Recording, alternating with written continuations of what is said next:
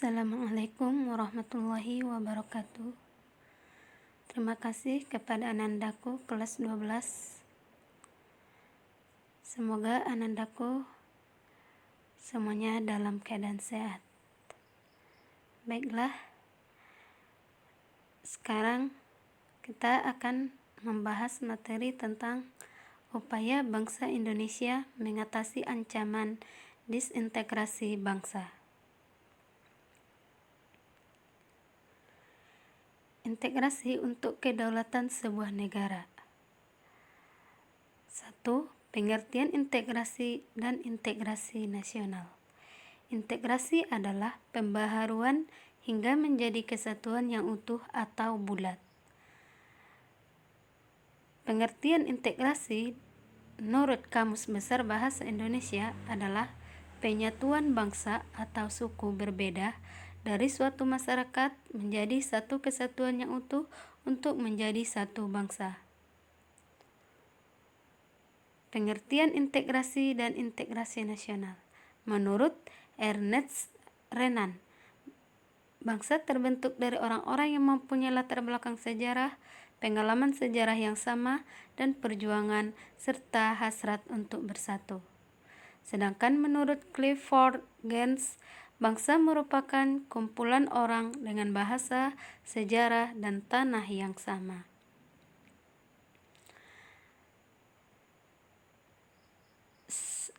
Pengertian integrasi secara umum adalah integrasi nasional atau bangsa adalah usaha atau proses mempersatukan perbedaan-perbedaan dalam suatu negara berdasarkan bahasa, darah, sejarah, tanah, dan tujuan yang sama sehingga tercapai keserasian dan keselarasan nasional.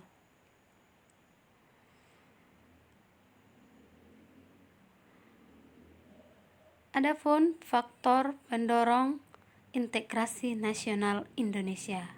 Pertama, perasaan senasib dan mempunyai tujuan yang sama. Kedua, persamaan nasib dalam sejarah. Ketiga, keinginan bersatu. 4. Rasa cinta tanah air dan bangsa. Sedangkan faktor penghambat integrasi nasional adalah masih adanya etnosentrisme. Kedua, tidak meluasnya pembangunan ekonomi dan infrastruktur.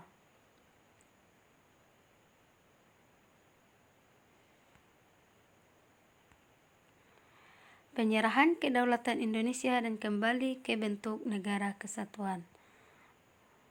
Pada tanggal 23 Agustus sampai 2 November 1949 diadakan meja bundar dimulai di Den Haag, Belanda. Salah satu hasilnya adalah Belanda menyerahkan kedaulatan bangsa Indonesia dalam bentuk Republik Indonesia Serikat. Pada 17 Desember 1949, Insinyur Soekarno diambil sumpahnya sebagai Presiden RIS. Pada tanggal 23 Desember, Muhammad Hatta memimpin delegasi RIS berangkat ke Belanda. Tujuannya untuk menandatangani piagam penyerahan dan pengakuan kedaulatan dari pemerintah Belanda. Pada 27 Desember 1949 di ruang tahta Amsterdam, Ratu Juliana, Perdana Menteri Dr. William Drees, Menteri Seberang Lautan Mr. A.M.J.A. Sachsen, dan Ketua Delegasi bersama-sama menubuhkan tanda tangan pada piagam penyerahan dan pengakuan kedaulatan kepada Indonesia. Pada waktu yang sama di Jakarta, Sri Sultan Hamengkubuwono ke-9 dan Wakil Tinggi Mahkota A.H.J.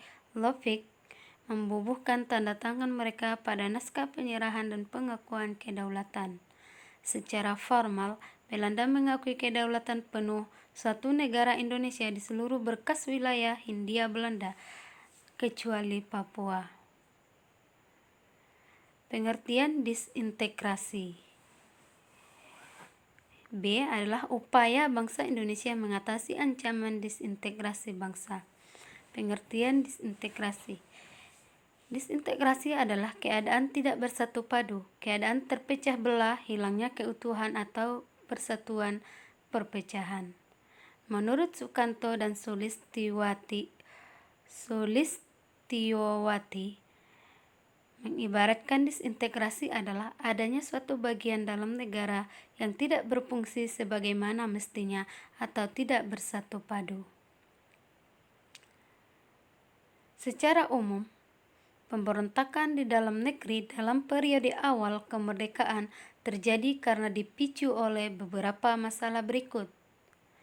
Yang pertama, keinginan untuk mendirikan negara sendiri yang lepas dari NKRI.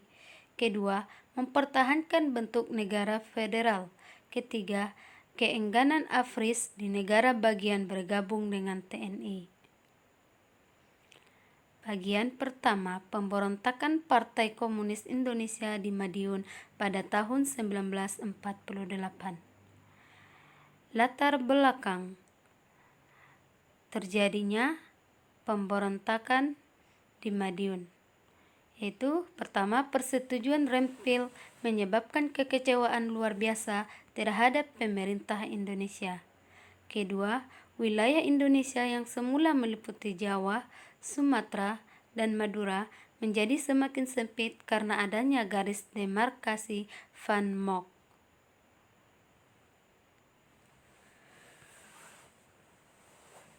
Tiga, Perdana Menteri Amir Syarifuddin mendapat kecaman hingga akhirnya dijatuhi mosi tidak percaya pada tanggal 23 Januari 1948.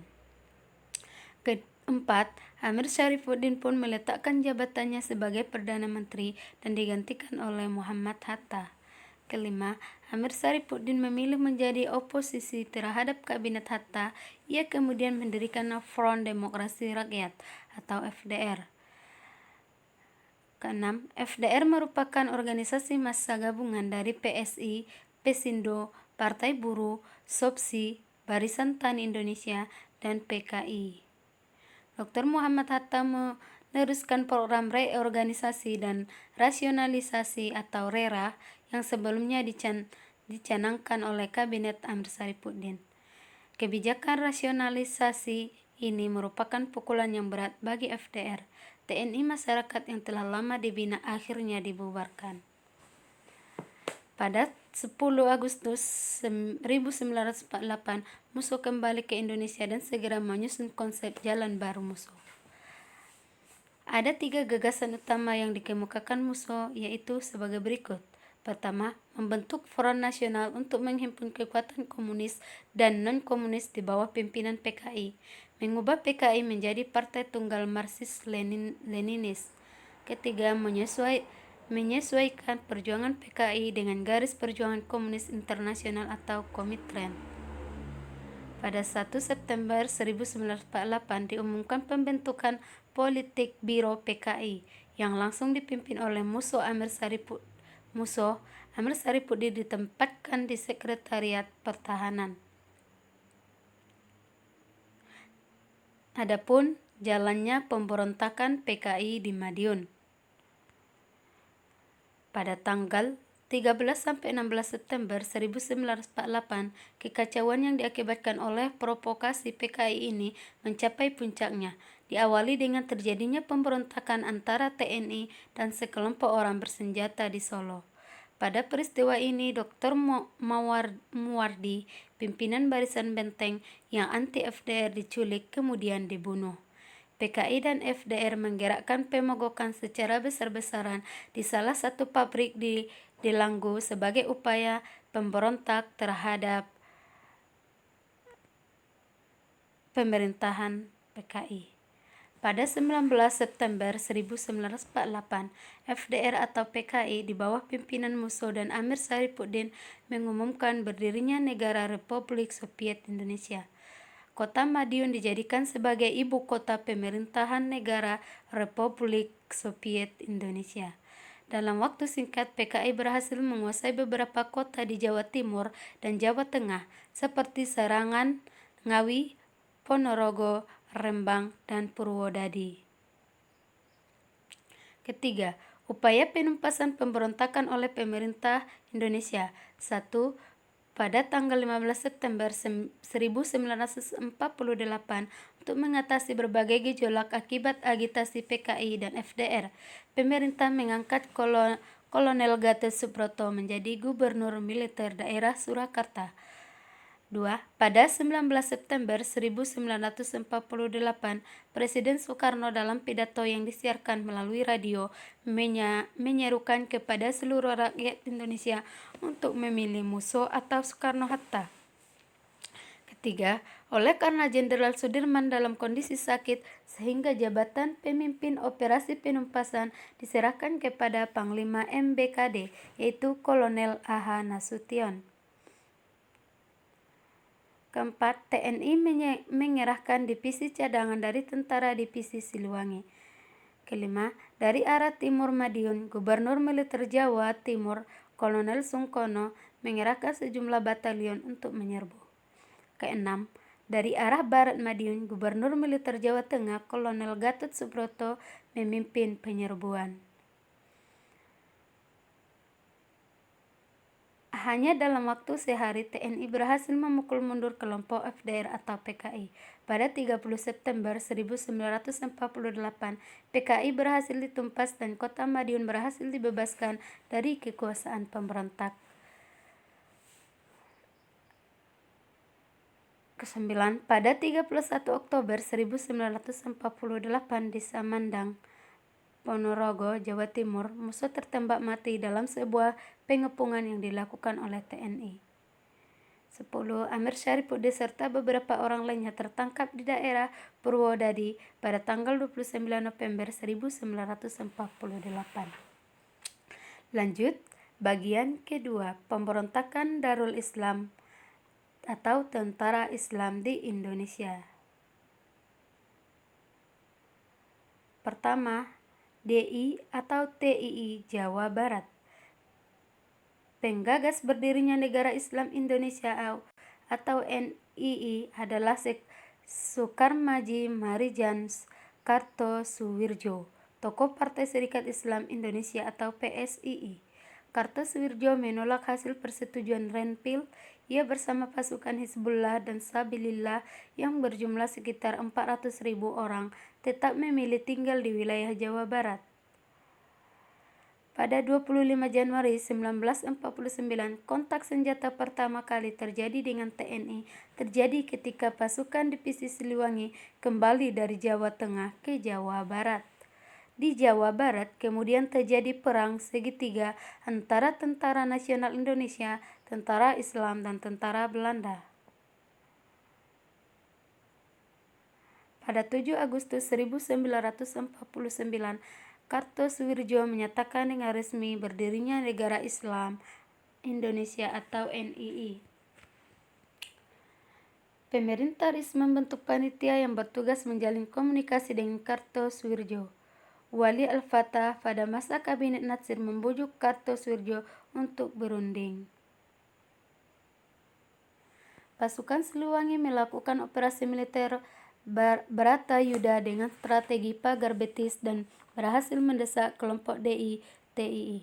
Pada 4 Juni 1962, Kartosuwirjo berhasil ditangkap di Gunung Geber, Majalaya, Jawa Barat oleh pasukan dari Batalion 328 Divisi Siliwangi. Kartosuwirjo kemudian dieksekusi mati di Kepulauan Seribu, Jakarta pada 5 September 1962. DITII Jawa Tengah.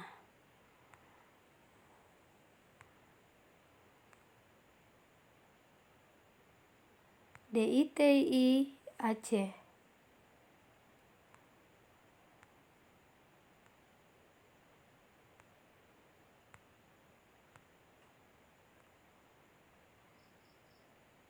DITII Sulawesi Selatan.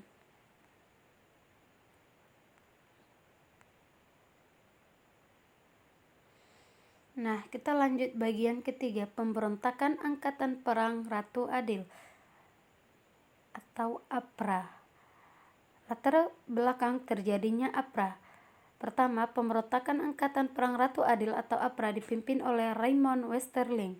Sebagian besar anggota APRA adalah prajurit KNI, KNIL, dan KL. Kedua, pemberontakan APRA didalangi oleh golongan kolonialis Belanda yang ingin mengamankan kepentingan ekonominya. Ketiga, pemberontakan atau gerakan APRA diberi nama Ratu Adil karena ingin mendapatkan simpati dari dukungan rakyat. Adapun jalannya pemberontakan. Pertama, pada tanggal 23 Januari 1950, Westerling menggerakkan pasukan APRA berkekuatan lebih dari 500 orang untuk menyerang kota Bandung. Kedua, pasukan APRA berhasil menduduki markas staf divisi Siliwangi. Ketiga, selain di Bandung, APRA merencanakan gerakan di Jakarta. Menurut rencana gerakan APRA di Jakarta yang dibantu oleh Sultan Hamid II, ini akan dilaksanakan pada 24 Januari 1950. Adapun upaya penumpasan pemberontakan oleh pemerintah Indonesia. Pertama, dilakukan operasi militer untuk penumpasan gerakan APRA yang dilakukan oleh ABRIS. Kedua, operasi militer ini mendapat dukungan penduduk Bandung sehingga dengan cepat mampu mengusir APRA di Bandung. Selanjutnya, operasi militer pun dilakukan di Jakarta dan berhasil menangkap Sultan Hamid II pada 4 April 1950. Kapten Raymond Westerling berhasil melarikan diri dan dengan menggunakan pesawat Catalina ke luar negeri pada 22 Februari 1950. Bagian keempat, pemberontakan Andi Ajis. Pertama, latar belakang terjadinya pemberontakan Andi Ajis. Pertama, penolakan Andi Ajis terhadap masuknya pasukan ABRIS atau TNI ke wilayah Sulawesi Selatan.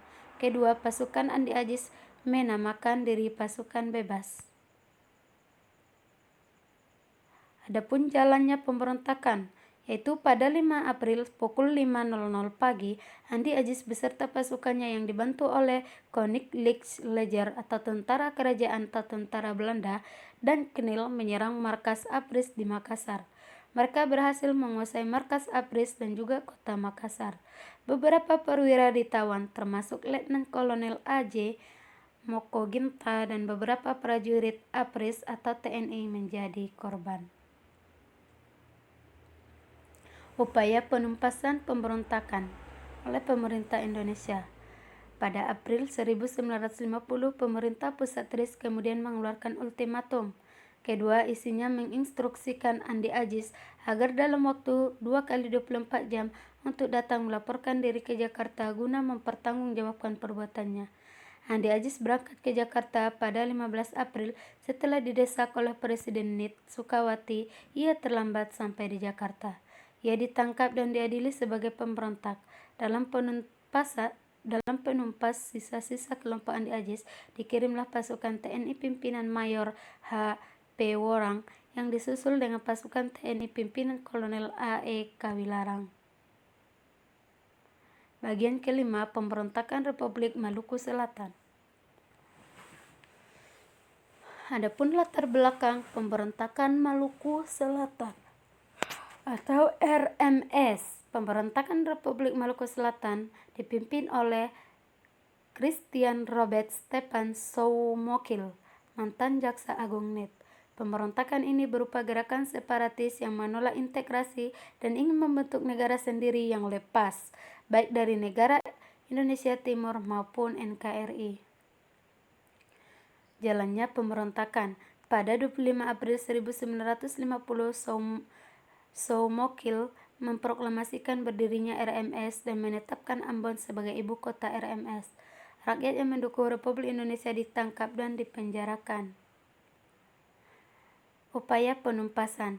Pertama, pada 14 Juli 1950, gerakan operasi militer atau GOM ketiga yang dipimpin oleh Kolonel A. E. Kawilarang dilaksanakan untuk menumpas RMS. Salah seorang prajurit TNI, Letnan Kolonel Slamet Riyadi, tewas dalam perjuangan merebut benteng New Victoria. Pada 28 September 1950, pasukan ABRIS berhasil menguasai kembali kota Ambon. Bagian keenam, pemberontakan PRRI atau Permesta. Pergolakan yang muncul di Sumatera dan Sulawesi dipicu oleh ketidakpuasan terhadap alokasi dana dan pembangunan yang diterima dari pemerintahan pusat. Mereka menempuh jalan non-parlemen dengan membentuk dewan-dewan di daerah. Bisa Anda lihat dewan-dewan yang dibentuk di daerah-daerah. Ada Dewan Benteng, yaitu di Provinsi Sumatera Tengah, pembentukan 20 Desember 1956, dipimpin oleh Letnan Kolonel Ahmad Hussein. Ada Dewan Gajah, itu Sumatera Utara, 22 Desember 1956, dipimpin oleh Kolonel Maluddin Simbolon. Ketiga, ada Dewan Garuda di Provinsi Sumatera Selatan, tanggal pembentukan 24 Desember 1956, dipimpin oleh Letnan Kolonel Berlian. Adapun latar belakang, Panglima Teritorial ke-7 Letnan Kolonel P.J. Samuel, pimpinan Dewan Ngumi proklamasi berdirinya Perjuangan Rakyat Semesta atau Permesta pada 2 Maret 1957. Di Sumatera diproklamasikan juga Pemerintah Revolusioner Republik Indonesia atau PRRI oleh Ahmad Hussein pada 15 Februari 1958. PRRI kemudian mengangkat Syafruddin Prawira Negara sebagai Perdana Menteri. Jalannya pemberontakan. Pada 10 Februari 1958, Kolonel Ahmad Hussein berpidato di depan masyarakat dan menyampaikan ultimatum kepada pemerintahan pusat. Isi ultimatum diantaranya adalah: 1. Kabinet di Juanda harus menyerahkan mandatnya kepada Presiden dalam waktu 5 kali 24 jam, atau Presidennya mencabut mandat tersebut. Dan kedua, Presiden menugaskan Hatta dan Sri Sultan Hamengkubuwono IX untuk membentuk Kabinet Nasional. Upaya penumpasan pemberontakan oleh pemerintah Indonesia. Pertama, dibentuk pasukan gabungan yang diberi nama Operasi 17 Agustus ini, dipimpin langsung oleh Kolonel Ahmad Yani. Setelah berhasil mengamankan sumber-sumber minyak di Pekanbaru sejak 14 Maret 1958, operasi militer beralih ke basis pemberontak di wilayah Bukit Tinggi. Pada 4 Mei 1958, daerah Bukit Tinggi berhasil diamankan oleh pasukan TNI. Ruang gerak PRRI pun semakin sempit dan melemah. Akibatnya banyak tokoh PRRI menyerahkan diri seperti Ahmad Hussein dan pasukannya. Dalam rangka penumpasan gerakan Permesta, pemerintah melancarkan Operasi Merdeka pada April 1958 di bawah pimpinan Letnan Kolonel Rukminto Hendraningrat. Saat operasi militer dilaksanakan, TNI menemukan bukti adanya keterlibatan pihak asing. Salah satu pesawat asing milik Amerika Serikat dan pilotnya A.L. Pope ditembak jatuh oleh pasukan TNI perairan Ambon.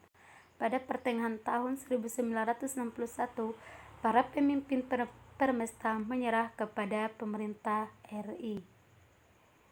Bagian ke-7, pemberontakan atau gerakan PKI 30 September 1965 atau G30 SPKI. Latar belakang terjadinya G30 SPKI. Pertama, G30 SPKI merupakan gerakan yang terjadi pada malam tanggal 30 September atau tanggal 1 Oktober dini hari tahun 1965. Dua, gerakan ini bertujuan mengambil alih kekuasaan atau kudeta yang dilakukan oleh Partai Komunis Indonesia. Ketiga, PKI menganggap Revolusi 1945 telah gagal dan belum selesai. Revolusi hanya akan berhasil apabila dilakukan oleh sekelompok komunis. Keempat, dalam pemilihan umum pertama 1955, PKI berhasil muncul sebagai salah satu partai pemenang pemilu 1955. 5. Konsep Nasakom memberikan kekuatan kepada PKI untuk mengaruhi pemerintahan. Pada 27 Agustus 1964 dibentuk Kabinet Dwi Kora yang memasukkan beberapa tokoh PKI sebagai menteri dan pejabat negara lainnya. PKI selalu menganggap TNI Angkatan Darat sebagai musuh utama. Guna menghadi TNI Angkatan Darat, selain isu Dewan Jenderal, PKI mengeluarkan isu dokumen Cilikrish. Jalannya pemberontakan. PKI melancarkan aksi kudetanya pada 1 Oktober 1965 dini hari di bawah pimpinan Letnan Kolonel Untung. Sasarannya menculik perwira-perwira Angkatan Darat yang dianggap sebagai penghalang bagi PKI dalam mencapai tujuannya. Kedua, perwira-perwira Angkatan Darat yang diculik kemudian dibawa ke daerah Lubang Buaya hingga akhirnya tewas dan dikuburkan dalam sebuah sumur. Ke-30 SPKI tidak hanya terjadi di Jakarta, tetapi juga di Yogyakarta. Peristiwa ini menewaskan perwira menengah Angkatan Darat Komandan Korem 072, Kolonel Katamso, dan Kepala Staf Korem 072 Letnan Kolonel Sugiono. Upaya penumpasan pemberontakan oleh pemerintah Indonesia. Operasi penumpasan G30 SPKI dilakukan dengan cepat di bawah pimpinan Panglima Kostrad Mayor Jenderal Soeharto. Pada hari yang sama, 1 Oktober 1965, Mayor Jenderal Soeharto memimpin resimen para komandan Angkatan Darat, RPKAD, dan Batalion 328 Kujang Siliwangi dalam operasi penumpasan G30 SPKI 1965. Pada 9 Oktober 1965, Kolonel Latif, salah satu tokoh G30 SPKI 1965, berhasil ditangkap di Jakarta. Pada 11 Oktober 1965, Letnan Kolonel Untung pun berhasil ditangkap di daerah Tegal, Jawa Tengah. Pemberontakan PKI 30 September 1965 membuat kekuasaan Presiden Soekarno luntur. Pada 23 Februari 1967, Presiden Soekarno sebagai Panglima tertinggi Angkatan Bersenjata Republik Indonesia menyerahkan kekuasaan pemerintahan kepada Jenderal Soeharto, pemegang ketetapan MPRS nomor 9 MPRS 1966.